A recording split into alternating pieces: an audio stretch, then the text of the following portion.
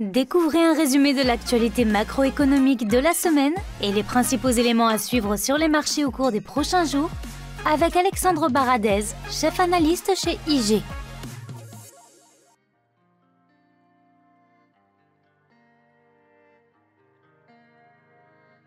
On va donc commencer ce podcast avec la journée de vendredi. Au moment où on enregistre ce podcast, le rapport sur l'emploi américain a été publié. Un rapport sur l'emploi qui montre une hausse du taux de chômage de 3,5% à 3,7%, mais avec des créations d'emplois qui restent toujours importantes. Plus de 300 000 créations d'emplois, 315 000 créations d'emplois en août. C'est un peu supérieur à ce que le consensus attendait. C'est un peu en dessous du chiffre du mois précédent, mais ça reste très solide pour un chiffre de création d'emplois. Et puis également une courbe de progression de salaire qui reste globalement assez bien orientée. Si on regarde le rythme annuel, on reste sur des progressions de 5,2% en août. C'est une progression équivalente à celle qu'on a constatée déjà au mois de juillet de 5,2%. Ça baisse un petit peu entre juillet et août d'un point de vue mensuel, mais ce qui est important pour le rythme des salaires, c'est le rythme annuel. Et de ce côté-là, donc, on note une stabilisation, mais pas vraiment de ralentissement. Alors, pourquoi on parle de ce rapport sur l'emploi pour commencer? Parce que on sait que désormais, pour la Banque centrale américaine, des rapports sur l'emploi un peu plus dégradés que par le passé seraient les signaux qu'elle recherche. On sait que la Fed veut ralentir ce marché du travail, veut détendre le marché du travail parce que le marché de l'emploi qui est très tendu, ça signifie des hausses importantes sur les salaires et donc qui sont de nature à entretenir l'inflation. Or, la Fed est engagée dans un combat contre l'inflation. C'est ce que Jérôme Powell a rappelé. Il a rappelé le mandat de la Fed à Jackson Hole en indiquant qu'il faudrait plusieurs mois consécutifs de ralentissement des prix pour s'assurer que l'inflation commence bien à converger vers l'objectif des 2%. Et donc, pour passer par là, il faut ralentir la demande. C'est ce que la Fed souhaite faire. Et puis, il faut également que le marché de l'emploi se détende. Donc, les réactions sont assez mitigées après ce rapport sur l'emploi. La réaction initiale du marché des algorithmes a été juste après la publication de grimper de quelques points, parce que probablement en saluant le fait que le chômage est effectivement un petit peu orienté à la hausse. Donc ça va un petit peu dans le sens de la Fed. Mais pourquoi mitiger aussi? On voit que les mouvements là sont pas, au moment où on enregistre, sont pas très définis, parce que on a donc toujours cette progression de salaire qui finalement ne montre pas de ralentissement, une stagnation. Alors peut-être qu'effectivement les mois prochains, ce sera même probable, montreront un début de ralentissement, parce qu'on a probablement aussi passé le pic inflation aux États-Unis, et donc le pic un petit peu dynamique économique aux États-Unis. Mais pour ce rapport-là, en tout cas, à 5,2%, ça reste encore une progression qui reste significative. Et puis, on le disait, des créations d'emplois, plus de 300 000 créations d'emplois, quand le taux de chômage à moins de 4%, ça reste encore un rythme de création solide. Donc, ce qui n'offre pas forcément les garanties à la Fed que le marché de l'emploi est en train de se détendre de manière très significative. Donc c'est pour ça qu'on a un marché qui hésite un petit peu. Il y a quand même une inflexion des taux courts, donc qui montre quand même que le marché, pour l'instant, veut regarder le verre à moitié plein par rapport à ce rapport. Et on a donc une détente du taux 2 ans. C'est un taux court, le taux 2 ans. Ce n'est pas le taux 10 ans, c'est le taux 2 ans qui était un peu plus de 3,5% avant le chiffre et qui est tombé autour de 2,40% après ce rapport sur l'emploi. Donc signe quand même que sur le marché obligataire, on note ce relèvement du taux de chômage. Donc on commence à pricer aussi un début de ralentissement. Mais disons que le paysage, le tableau complet de ce rapport sur l'emploi n'est pas à sens unique. Voilà. Il y a des données qui peuvent être interprétées aussi comme étant, traduisant un marché de l'emploi qui reste malgré tout tendu. Il y a certains paramètres de ce rapport qui ne montrent pas de véritable détente, donc normalement pas suffisant pour que les marchés, que ce soit les marchés obligataires ou les marchés actions, puissent écarter toutes les craintes qu'ils ont par rapport au durcissement monétaire de la Banque centrale américaine. Pour autant, on sent quand même qu'on approche dans une phase économique, et pour les marchés, donc ça sera une lecture qui va être un peu plus précise désormais des données économiques, parce que, comme on l'a expliqué, le marché surveille, comme la Fed en fait. La Fed, et Jérôme Powell l'a expliqué à Jackson Hole, la Fed est très data dépendante. Elle regarde les données qui lui parviennent pour ajuster son rythme de politique monétaire, notamment de redressement de taux. Et que nous montrent les données économiques aux États-Unis, notamment les indicateurs avancés? On a encore eu un bel exemple cette semaine avec l'ISM manufacturier, qui est un gros indicateur avancé qui donne le sentiment donc sur le secteur manufacturier aux États-Unis.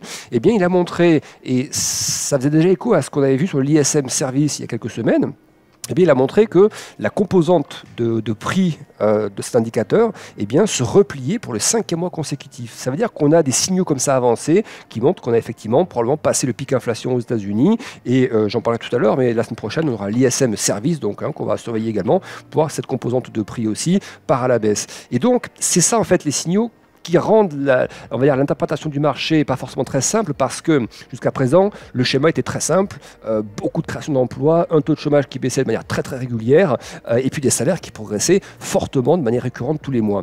Et donc ça, le marché a baissé fortement parce que inflationniste, parce que crainte de redressement du taux de la Fed, parce que crainte de toute cette normalisation forte de la Banque centrale américaine avec une inflation qui a dépassé les 8%, 8-9% aux États-Unis.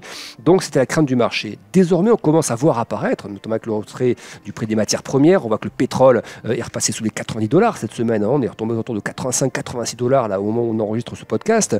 Donc on est sur les plus bas des dernières semaines et on est très loin des 120-130 $ qu'on avait touchés au début de la guerre en Ukraine. Donc on voit que les facteurs comme ça inflationnistes sont en train de se calmer. On voit des indices de prix, des indicateurs de prix dans les indices avancés type PMI ou ISM qui se replient également. Et donc ça montre quand même qu'on a probablement passé ce pic inflation aux États-Unis.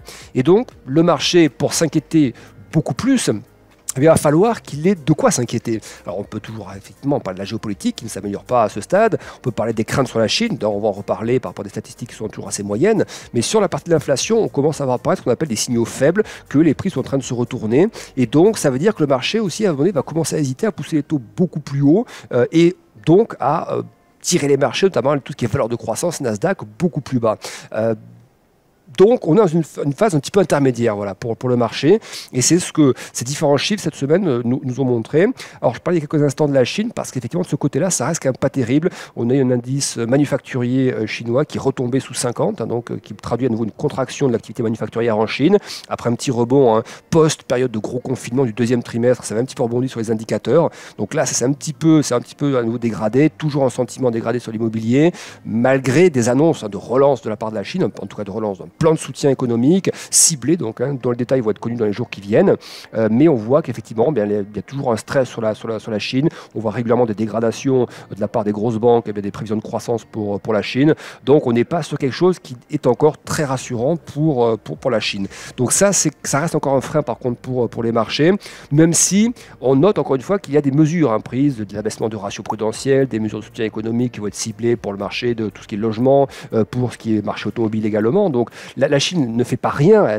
On voit aussi que le yuan a un petit peu perdu d'altitude, même pas mal perdu d'altitude par rapport au dollar, donc ça c'est nature à soutenir un petit peu l'économie, mais tant qu'on n'a pas de signaux macroéconomiques qui montrent une vraie stabilisation de la situation, pour l'instant ça reste encore un point faible dans le paysage économique mondial, comme d'autres points faibles, la croissance en Europe, la croissance aux États-Unis, voilà, tous ces thèmes dont on parle de manière régulière. Cette semaine, donc, on a eu des discours d'autres membres de la Fed. La semaine dernière, c'était Jérôme Powell à Jackson Hole, le président de la Fed. Cette semaine, donc, c'était des membres du FOMC, dont Mester notamment, qui est plutôt une faucon de la Fed, donc un partisan plutôt d'une politique généralement assez restrictive, monétaire, pas forcément fan des politiques très accommodantes, qui elle indique très clairement qu'il n'y aura pas, qu'elle n'envisage pas de baisse de taux en 2023. Et c'est ça le mouvement qu'on a vu aussi post-Jackson Hole, ce discours la semaine dernière de Jérôme Powell. Ce qu'on a vu, c'est quoi? C'est qu'effectivement, Jérôme Powell a fait comprendre qu'on ne montait pas les taux pour les redescendre tout de suite. Et Mester, elle dit très clairement, on va monter les taux, on va encore les monter, et on ne les baissera pas en 2023. Donc ça a rajouté une couche à nouveau de méfiance du marché. Les indices ont reperdu. En fait, les indices américains ont reperdu tout ce qu'ils avaient gagné après la réunion de la Fed de fin juillet, fameuse réunion de la Fed où Jérôme Powell a donné un sentiment, presque un peu de pivot, de début de pivot, des déclarations un peu moins agressives, et le marché avait commencé à rêver d'une banque centrale qui serait un petit peu moins agressive et qui commencerait à pivoter un peu plus tôt que prévu, et Jérôme Powell a vu qu'il avait peut-être mal communiqué fin juillet, donc a redressé la trajectoire là à Jackson Hole à la fin du mois d'août, et ça n'a pas plu au marché. Donc ces marchés américains, finalement, ils ont effacé toute la phase de hausse qu'ils avaient connue après la réunion de la Fed en juillet. Donc on revient finalement à la case départ en termes de performance sur sa dernière semaine. Qu'est-ce qu'on peut noter également cette semaine?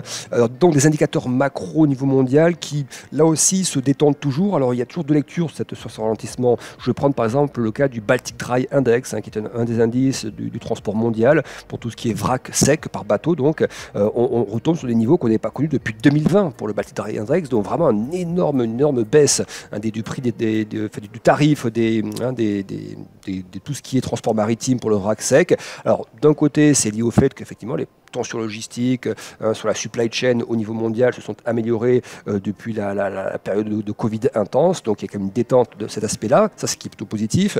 Mais aussi on associe cette détente des prix qui est assez marquée sur le transport maritime au ralentissement de la demande mondiale, à ces craintes de récession. Et donc, c'est un petit peu les mêmes arguments qu'on a sur l'énergie, par exemple. Pourquoi le pétrole baisse alors qu'il y a toujours des craintes géopolitiques? C'est parce qu'en face, il y a aussi effectivement un ralentissement de la demande mondiale ou une crainte de ralentissement de la demande mondiale. Et donc, ça tire aussi les matières premières à la baisse, malgré le conflit géopolitique. Et même cette semaine, c'était une semaine importante sur la partie du gaz naturel européen. On a vu une vraie détente des prix du gaz naturel qui se négocie au niveau européen sur les différentes places. Et quasiment toute la semaine en fait, les prix du gaz sont détendus alors qu'il n'y a rien de spécial de la part de la Russie, pas d'amélioration du contexte géopolitique, mais simplement on a vu des discussions se faire au niveau européen pour changer la structure du marché de l'énergie, désarrimer donc le prix de l'électricité au prix du gaz, et ça semble avoir un effet sur cette spéculation finalement sur les prix du gaz, malgré le fait que la Russie, via des opérations entre guillemets de maintenance, livre moins, voire livre pas du tout pendant quelques jours l'Europe, et bien malgré ça, les prix du gaz sont détendus, donc ça c'est à surveiller parce que c'est des facteurs plutôt positifs. Ça positif pour l'inflation, donc en tout cas pour les questions inflationnistes. Mais vous voyez que comme ce sont des réactions qui se font quand même sur quelques jours, difficile de conclure pour l'instant à une stabilisation de la question de cette guerre de l'énergie au niveau européen, parce que l'hiver arrive, d'abord l'automne, puis l'hiver. Certes, les stocks se remplissent, mais si les stocks sont pleins au niveau européen, mais qu'il n'y a pas de livraison de gaz du tout de la Russie pendant plusieurs mois cet hiver, les stocks ne seront pas suffisants, tout simplement, pour faire face. Donc on est encore sur une situation qui reste fragile, mais pour autant, on a quand même vu des signaux cette semaine, un petit peu d'amélioration sur cette question de l'énergie, mais sur la partie pétrolière, en tout cas, ça peut être aussi associé à des craintes pour la croissance mondiale. Donc vous voyez, il y a toujours une lecture.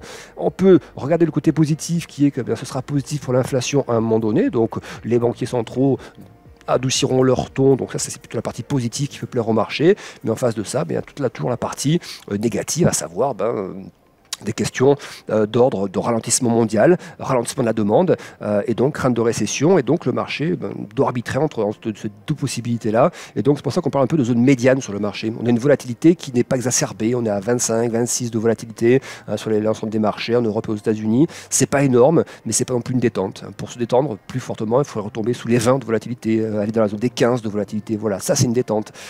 Entre 20 et 30, c'est un marché qui reste toujours très vigilant, qui n'est pas très stressé, mais qui est vigilant. Et pour autant, vous voyez qu'avec une volatilité à 26 ou 27, on a lâché quasiment 10% sur les principaux gros indices européens et américains, là ces derniers jours, après la conférence de Jackson Hole. Donc ça montre que le marché peut corriger, mais effectivement de manière ordonnée. Ça peut être assez fort comme correction, mais sans panique pour autant, parce que le marché pour l'instant, ne trouve pas encore de motifs de paniquer. Voilà, il trouve des motifs pour ajuster le niveau de valorisation, mais on n'a pas encore de schéma, et espérons que ça reste en l'état, pas encore de schéma de panique, comme on a pu en observer dans certaines crises, comme la crise financière de 2008, ou avec des choses non prévues, comme la faillite de Lehman Brothers, ou là, qui emmène le marché dans des choses beaucoup plus nerveuses. Donc pour l'instant, ça corrige, mais de manière toujours un peu ordonnée sur les marchés, ce qui finalement est un élément qui est plutôt souhaité par la Fed aussi. La Fed, elle veut aussi calmer cet effet sur les marchés qui ont été peut-être un petit peu trop enthousiastes après le mois de juillet. Ramener un petit peu de raison aussi au marché, parce qu'on rappelle que quand les marchés actions rebondissent fortement, que les taux obligataires se détendent, c'est un assouplissement en fait, des conditions financières. Et l'assouplissement des conditions financières est un terrain favorable pour une hausse de l'inflation. Donc la Fed a aussi intérêt pendant quelques temps à maintenir des conditions financières restreintes, et donc ça passe par des mouvements de marché, des niveaux de pricing sur les marchés qui sont ajustés sur des niveaux de valorisation plus faibles que ce qu'on a pu voir par le passé. Voilà ce qu'on peut dire sur la partie macro pour cette semaine. Côté allemand, juste avant que je ne passe au programme pour la semaine prochaine, toujours des statistiques pas terribles pour l'Allemagne. Hein. On a vu sur la balance commerciale à la fois. Alors sur les statistiques pour juillet, elles sont toujours un petit peu décalées. On a vu un repli des importations, repli des exportations, puis une balance commerciale qui reste toujours très dégradée, avec des prix à la production qui ont encore grimpé en juillet en Allemagne. On atteint un rythme annuel sur les prix à la production en Allemagne, 37%, presque 38%. Donc ça reste absolument décoiffant et totalement anormal évidemment. Mais là encore, ce sont des données qui remontent à juillet. Donc probablement que les données du mois d'août et puis début septembre, notamment par rapport à ce ralentissement de la demande mondiale et normalement, et puis même de la demande intérieure aussi, sont plutôt en train de se tasser un petit peu au moment où on se parle. Mais les chiffres en tout cas exprimés, les derniers qu'on a en notre possession sont ceux de juillet, montraient qu'en juillet c'était encore en train de grimper sur les prix à la production. Voilà pour ce gros résumé macro. On va rapidement terminer par le programme pour la semaine prochaine. Donc début de semaine, lundi, PMI service pour la Chine, à surveiller donc toujours par rapport à cette macro chinoise, voir si elle commence à monter, à se stabiliser un petit peu. C'est une journée un petit peu calme lundi normalement, les marchés, c'est un jour férié aux États-Unis, c'est le Labor Day, donc il y aura les futurs qui coteront, mais peut-être qu'une partie du marché sera fermée. Réunion de l'OPEP également lundi. Mardi, nous aurons une grosse donnée à surveiller de près, ISM services aux États-Unis. Les services, c'est le plus gros de l'activité aux États-Unis, bien supérieur à l'activité manufacturière. Donc on va décortiquer cet indicateur, les nouvelles commandes, la partie emploi, la partie prix surtout, voir si les prix continuent de se détendre, ce qui serait plutôt un bon signe pour la Fed. Donc beaucoup d'enjeux là aussi pour l'indice ISM Service mardi. Mercredi, balance commerciale pour la Chine. Là encore une donnée macro chinoise à surveiller, notamment son moteur export, traduction de la demande mondiale, et donc bon repère, bon proxy par rapport à la dynamique économique mondiale. Donc ça, ce sera mercredi. On aura mercredi soir le Beige Book de la Fed. C'est un résumé, une sorte de tableau pris presque à l'instantané des différentes régions américaines, des différents États américains, où les différentes antennes régionales de la Fed donnent comme ça des anecdotes, des descriptions de l'activité économique en termes d'emploi, de prix, du ressenti des consommateurs ou autre. Donc c'est une sorte de photographie de l'économie américaine faite par les différentes antennes régionales de la Fed. Donc toujours intéressant à surveiller. Jeudi, ce sera la très attendue réunion de la Banque Centrale Européenne. Le consensus désormais est d'une hausse de taux de 75 points de base, donc une grosse hausse de taux attendue, ce qui sera aussi important à surveiller. Non seulement, c'est évidemment, est-ce qu'il y aura 0,5 ou 0,75% de hausse de taux, ça c'est un enjeu, mais pour l'instant le marché price sur 75 points de base, et puis surtout le discours qui va accompagner, le discours de Christine Lagarde. Est-ce qu'il y aura un discours agressif qui accompagnera cette hausse de taux? Est-ce que ce sera un discours mesuré parce que on a tous conscience qu'une grosse partie des prix ne vient pas seulement des programmes monétaires qui ont été mis en place post-Covid, mais de beaucoup d'autres éléments liés à l'approvisionnement, liés quand même à la demande aussi, liés à la géopolitique. Voilà. Donc voir un petit peu comment la BCE se positionne, malgré une grosse hausse de taux attendue et qu'elle mettra en place très probablement, comment ensuite elle voit les choses pour les mois à venir. Est-ce que ce sera un discours faucon ou un discours plus mitigé, ce qui pourrait plaire au marché si c'était plus mitigé après une grosse hausse de taux. Et puis vendredi, on terminera, jeudi, j'ai oublié, intervention de Jérôme Powell l'après-midi, donc on écoutera Jérôme Powell, toujours important évidemment d'écouter le patron de la Fed, et puis vendredi on finira par tout ce qui est sommet européen, réunion européenne, regroupe, évidemment avec une grosse partie liée à l'Ukraine, des décisions peut-être sur la partie de l'énergie. On voit que ça discute au niveau du G7 de mettre actuellement un cap, un plafond sur les prix du gaz qui sont payés à la Russie, donc évidemment ça peut être une source de tension à surveiller de très près, parce que si c'est le cas, la Russie peut décider de ne plus livrer de gaz à l'Europe. Donc ça, c'est un gros sujet qu'il faudra surveiller dans les jours qui viennent. Mais en tout cas, un sujet important donc, qui sera discuté la semaine prochaine et dont on aura peut-être des conclusions après les sommets européens de la fin de semaine. Encore merci de nous avoir écoutés. Bon trade et bon week-end avec IG.